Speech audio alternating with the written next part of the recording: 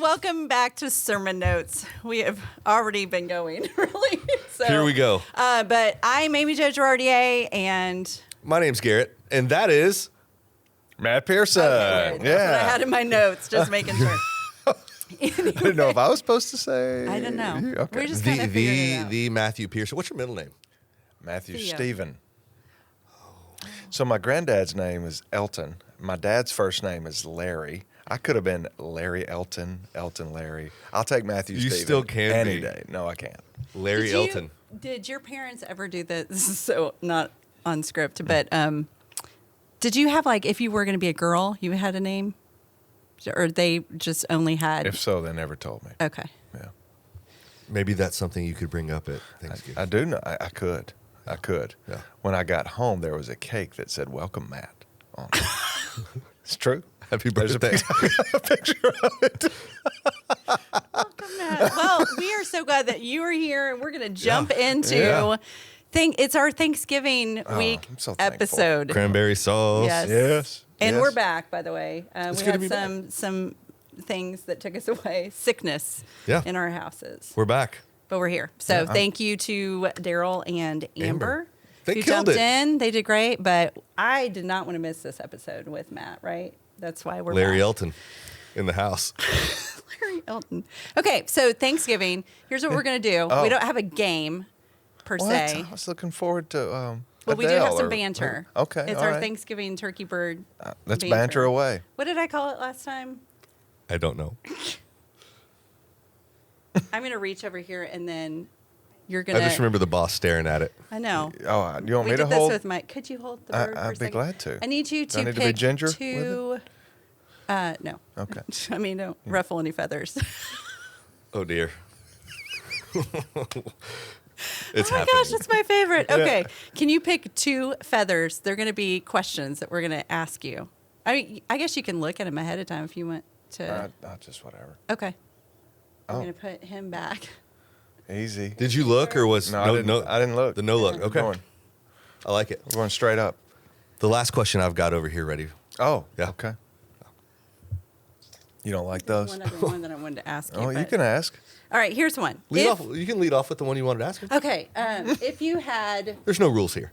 here, pull that little white one. That one there. It is. Oh, my gosh, he there almost goes the jumped. bird. Okay. almost jumped. Easy. All right, if you had a pet turkey, what would you name it? That's what you wanted to ask me? Yeah, just just to kind of. If I start- had a pet turkey, what would I name it? Yeah. Elton. Elton's best friend was Pruitt. I'd call it Pruitt. Good Pruitt. turkey name. Pruitt. Pruitt the turkey. My first car I named Pruitt. So I'd probably name my turkey. What was your first car? Chevrolet Celebrity. Okay. Did not have bucket seats all the way across. So two-headed driver with my girlfriend. Is that for the younger I don't folks know that what may that be is. listening? A celebrity. Is that a minivan? No, No. not a minivan. What color was it? White. 4-door. With blue interior, 4-door. Okay. Roll down. Oh, we're getting. Oh, some, we got a there visual it here. is. Look at that. That's the Chevrolet Wow, Celebrity. that's a good one. Yeah. You want to go ahead and Dylan? You want to go ahead and bring that over here so that the crowd can see it? This is a Chevy Celebrity. Yeah.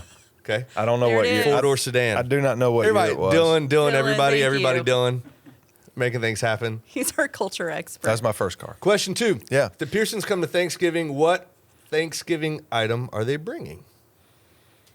If the Pearsons are coming to Thanksgiving, If they're what coming they- over to Like the if- Gregory's house, what you yeah. bringing? without a doubt, my wife will make sure that there's a salad. She is Miss Salad Maker. She will want a salad, and she'll probably bring that because that's what she wants. Yeah. And in case everything is carbs, that way she can throw down a leaf or two. Little Caesar. And no, Oh. she does her own dressing, balsamic vinaigrette. Ooh. She's really good at making salads.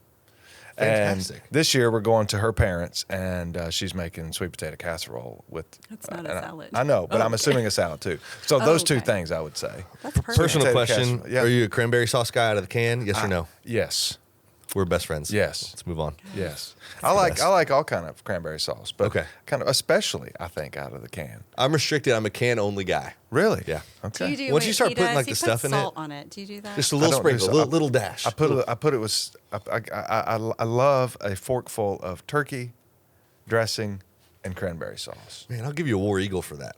Little Go Tigers for that. War Eagle. Oh my But goodness. still, anchor Okay, down. we're gonna move on because I don't like cranberry sauce. What is your favorite Thanksgiving memory? It can be childhood or current. Favorite? Do you have a favorite Thanksgiving memory? Do you have a funny thing or a good memory? It could just be I don't have a bad like memory. a turkey. Oh, the turkey of 2000. I don't know. Maybe. I do have a memory one time of my grandmother who was a fantastic cook and took control of the kitchen and just always put on a spread every year for Thanksgiving. She forgot to turn on the oven one year, Oh, and it was a horrific moment for her. We were all fine, but she was just so embarrassed, forgot to turn on so it was frozen when it was time to eat, that kind of thing. So I do remember turkey that. that year. No turkey that year. No. So that's a memory that comes. I guess it sounds so cliche, but every year just being around the table eating with family. every year's a good year. It is. So good. Yeah. So yeah. good. So It's a boring answer. All right, I know. Moving I- on. I'm Do you have sorry. That last question then. You talk in your sermon. okay. We're required to listen. I So we did. did. I listened to everything. Amen. Sorry. Yeah. Amen. Amen. That's Yeah. really good. Yeah. You talked a lot about waiting. We stink at waiting. Yep. If you have, you're going to eat, what restaurant, if you had to wait for over an hour, what restaurant would you wait over an hour for? Stony River. Okay. What do you get, Stoney? What do I get? Coffee cured I filet. thought that's exactly what you're. Yeah, it's a good one. Oh, Sides? I've had it once. who cares? They have a mashed potato that's really good. I forget what it's called exactly. Okay. Harcourt verts. They're really good. There's green beans. Sounds so fancy. We need a translator. Oh my gosh. Speaking Wow. in tongues in here. I Let's didn't go. know what they were. I had to ask my wife. Harcourt verts or something like that. I'm like, just call them green Like beans. green beans. Yeah, yeah. That's great. Perfect. So, they have good rolls too. I mean, great rolls. Oh, they have also steak and cheese egg rolls for appetizers. Oh, I've never had that. You need to go and try That's it. amazing. Go If there you have for to wait Thanksgiving. over an hour, it's worth it. Just do it. It's worth Okay. it. Yeah. But I strongly recommend reservations. Oh, well, Yeah. we'll work on those. Yeah. Awesome. So digging into Habakkuk, we're in week 2. I did not remember hearing. Did you? Because you preached the week before. Did you say what his name meant? I didn't remember. I did that. not walk through what his name meant. Okay, that was so helpful. But when you said it, you said his name means to embrace. One who embraces. So I immediately was like, oh, he's the hugger. Like he just hugs everybody. Yeah. He's like, sorry, we're going through a rough time. I don't think so. But that's not Perhaps. what it was. Immediately, that's what I thought. Okay. But that was super helpful for me once I let go of that. The hugger. He's not the hugger, the one He who's who just- embraces what God gives him. Yes, that was the whole name. So I just is that what No, it no, means? no. He embraces one who embraces. So Okay. could very well be a hugger. Habakkuk the hugger. I never thought of that. I I haven't either. Very That's huggy that's guy. why he's like, we're going through rough times, guys. Bring it in, you know? Could be. But it's could be. probably And not. you- I liked your version. Okay, so the first question I have is: you open up the sermon with an observation that when things get hard, we're supposed to live by faith, but oftentimes we tend to focus on work. So why do you think we default to works instead of faith? Well, maybe just something that I struggle with. I'm assuming others do as well. But when things are hard, frustrating, confusing, I immediately think there's something I need to do. And there may be. But my default mode is, I better, what if I get up 30 minutes earlier tomorrow and pray 30 more minutes, or read an extra chapter in the Bible, or be super nice to my kids or something, I immediately go into this. Maybe God is not speaking to me because there are things I need to be doing. And that takes the faith out of it. It puts me back in control. Yeah. Now, I do believe there are times that God will give clarity if there's something I need to be doing or changing or adjusting. But he's not mysterious on that. He's not like playing hide and go seek, like try that. And if that doesn't work, I'm going to hide over here. Yeah. That's not how God works. And so in order for me to try to control God and how he treats me, I go into work mentality instead of, I guess he just wants me to believe right now and trust. That's so good. I struggle with that too. So. Well, me and you do. Garrett probably does Garrett not. doesn't. No, never. No one. All the time. Quote from your sermon: "We often accuse God of being silent when we just don't want to hear what he has to say." I hit the pause button on that one. How does that resonate in your own life? Not just Pastor Matt up on stage, but follower of Jesus Matt. Do you see that play out in your own life? Well, I hope people listen to the sermon because I don't want to be misquoted there. I do believe there are times God is silent. And I think I said and that. You said that in the sermon. You sure did. Yeah. And there are things to learn there. There are seasons where God is silent. Yep. But I wonder, after reading Habakkuk and thinking through Habakkuk, and especially, chapter 2, there's 18 or 19 verses where God gives a response to this hard question. Yeah. First question only gets 6 or 7 verses. Second question, long. And so as I chewed on that, I just thought, God does give explanations. A lot of times they're just hard. And so I've noticed in my own life, Garrett, and usually it's not because I don't necessarily want to hear the explanation. Well, that is it. But I don't even want to ask the hard question because I'm afraid of the explanation. Fair. For instance, if I'm going through a tense season with someone, a friend or somebody, I don't want to ask, what does love require of me? He's probably not going to be silent. Well, he hadn't been silent in his word. I don't want to hear that explanation because it probably... it'll set everybody free if I obey, but there's just that working through that. I don't usually want to ask the questions because I know the explanations will come back. And so sometimes I just wonder if it's easier for us to just say, God's not speaking to me. And we're not really going to him. We're kind of walking around him instead of going directly to him. So there's a lot of times in my life I probably deep down know what I should be doing or know what God says about something, but I'm dancing around it. Is that helpful? Does that make sense? Helpful. How, if you're throwing out, here's maybe a practical way, maybe a methodology, a method to not dance around it. Is that the only thing I can think of is just good accountability of folks being able to speak truth into you, having folks around you. Is that fair? Or is I think it's very fair, and yes, but I'm a religious church going wizard, which means even if I've got an accountability partner, I know how to fool you.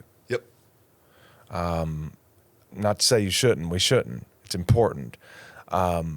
It's, for me, ultimately, I need all these safeguards in my life, but it is a sitting still with the Spirit. As Eugene Peterson would say, being present to the presence. And when I allow that to happen, I'm able to be very, very real, to let the darkness come out or bring things into the light so it can be dealt with. So yes, to that. But for me, at the end of the day, it's, am I letting the Spirit shine a light in that spot? Love it. Good word. Okay, so I'm laughing because you called the Babylonians baloney, and I just could not. Yeah, first service, I could not get it out. It was so funny to me. I was like, Balonians, baloney. My administrative assistant, Kirsten Wolf, was sitting by her husband on about the third or fourth row, and I just look over, and she's like... It was too good. I like bologna. I haven't had it in years. Fried on a biscuit? Yes. Talk to me. Right? Yeah. It made me think. Yeah, try it. Have you to tried do it? that this week. Fried bologna. Have you done that? I don't like regular bologna. There's Fried a few bologna? of us that like bologna on staff, I think. Where are y'all from? Well, North Alabama. I'm up Amen. north. It's not. Illinois. Yeah, that's where I'm from. You're from Illinois? I didn't. Okay. I didn't know that. We're gonna You know, move Jay on. Strother's from there. Yeah. They were in all-state choir together. You are kidding me. Fun fact. No. There's some good pictures. Jay's aunt and my mom taught second grade, or not second grade, 2-year-olds, wrong twos. Anyway, 2-year-olds forever at my home church. Look at that. Look at that. Anyway, okay. But the question I would love to talk to you about One, I did not. It was helpful for me when you said that Habakkuk was saying, or essentially that the Babylonians were trying to control God, and that in their own way that they were trying to control God too. I had not put two and two together with that. And so you said one of the markers of someone who lives by faith is someone who avoids controlling God and just lets God do what he's supposed to do. So what does it look like to let God do what he's supposed to do? What does that look like instead of controlling? That is a big question. Yeah. And I have by no stretch, I don't want to ever give the impression that I myself have gotten past that. Something I'm still figuring out, working through. Yeah. I think it begins with the conviction and the belief that God is always acting in the world. That it's not going to act one day when Jesus returns. He is. Right. But that doesn't mean he's not right now. Yeah. It is operating out of a conviction and a burden and a lifestyle that the kingdom is here. And this conversation is hopefully God is here. The people right in front of me, wherever I am, is God ordained. It is, I got the diagnosis in the doctor's office. Now, I'm not saying I'm going to be this way if I get an awful diagnosis, but God was ahead of me in that. Receiving that, embracing what God has, knowing that if he wants to, he can control every atom, every particle of dust, everything in the universe, and it's operating out of that biblical imagination that the King of the kingdom is working and receiving what he gives, receiving what is before us. And it's hard to say that's a struggle, but it is. It is, yeah. But that's what I mean by that. Instead of, I feel like myself, the church I pastor, the people, we struggle to try to jump through all these hoops so that God has to act a certain way. I think I said this in the second service yesterday, not in the first, and I'm guessing by the baloney comments you listened to the first service. Because I didn't struggle with my words in the second service. You knew what to call the Babylonians. And this isn't original with me. I heard it in the talk. Maybe Sam Wells said it. He said, I wonder if there are many of us who deep down think that before we were born, we struck a deal with God. Like, okay, if I do these things, God, then this is how I want a good life. We never say it this way, but deep down in our core. And then when something goes out of whack, we with our entitled spirit blame God for not keeping his end of the deal. When in all actuality, no deal was made. He owes us nothing, right? But he is acting in the world, and those who are in Christ have nothing but hope in front of them. So anyway. That's good. The more that I read, it's my favorite book. We talked about this at Brentwood a couple weeks back. It's my favorite book. It's the more that I read Habakkuk, the more I see your point. I think he's always operating. I think Habakkuk teaches us that. And I think what I'm learning is because he doesn't rest, my soul can rest. Because he doesn't sleep, I can sleep at night in so many ways. Speak to, in your own personal life, walking through Habakkuk, how your soul has found rest, because we saw that for Habakkuk's own soul. Everything has gone bad in so many ways. Babylonians are coming in, and then you get to the beauty of what, chapter 3, page 4 in my Bible, it's only 4 pages long. Man, his feet are like the feet of a deer, and he finds this worship moment. How does your soul find rest walking through Habakkuk? Oh, walking through Habakkuk? Yeah, like in light of what you've learned teaching through Habakkuk, how have you found rest in it? How would you point your people? Here's what rest can really look like practically, looking at Habakkuk. I want to comment on something you said very early in that question. My rant. And if you don't mind. Perfect. And it goes back to what you said. You asked too, Amy Jo. I preached Revelation this summer. While I was preaching through Revelation, I was reading Ezekiel on my personal time. And I noticed similarities in this sense. What God wanted John to do for the churches in Asia, God wanted Ezekiel to do for Israel, in the sense of helping them understand, helping the veil removed from what we see in right before us, to see the sovereign King working. It's the psalmists, the way they describe life. It's like, wow, there is a God awareness that I so often don't live with. Yep.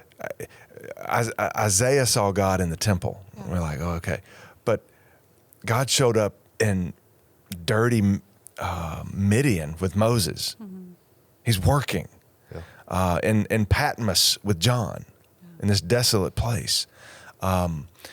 And so there's this longing I have for my own soul, for my family, for the church I pastor, to walk in confidence that it may not appear on the surface that God is present, but spiritually He is moving in every way.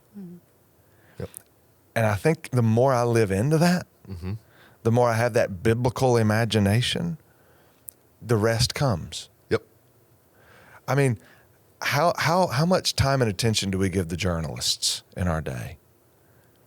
Whereas I read this the other day. I'm sorry, this isn't original with me. We should at least give Isaiah the same amount of time. Yeah. And I think we're not resting because we're always anxious. Yeah. Anxious about what's going to happen next. And there are things to be anxious about. I'm not wanting to deny reality. Yeah. But if it's true that Jesus came out of that tomb, and if it's true that He sent His Spirit in Acts 2, and His kingdom, He said, my kingdom is here among us, that's got to change the way we walk through life. Yep. And when I actually do make a deliberate effort to believe that, that's where rest comes. Yeah. And I think Habakkuk could say, I can dance like a deer because he believed that. Yeah. There was nothing in the fridge, no Walmart to go to, no gas in the car, no power. He had one stitch of clothes left to wear. Everybody was sick. Nothing. But he could dance like a deer because he trusted that God was up to something. Yeah. That's good. Those hard questions brought a lot of freedom. Yeah. Down the road. Yeah. Yeah. Okay, so always there's something extra that you want to share or didn't get included in your sermon. It could have been that. Did you get to share any of that? That was so good. I don't know if I shared it like that. No. Well, that was good. No, thanks. You need to tell them to listen to the podcast. Though. Actually, I'm going to say I didn't finish last week, so Go listen to pack the a sandwich, and I'm going to take it 20, 30 minutes to set up my sermon for this week. Yeah, I'd love that. That's good. So what are some extra things you're like, man, I wish I would have been able to say this? I put this in my notes, but I didn't say it in the first service, but I did say it in the second. I wished I'd said it in the first. So if you were at the 9:00 service and didn't hear this, I said, God will do whatever it takes to get our attention, even if that means using our enemies to hurt us, which is what He's doing with Babylon. Right. God's people were ignoring Him. They're rebelling. He will do whatever it takes to get our attention. And I had this thought even this morning, even if that means sending His Son to be slaughtered, which is crazy. Yeah.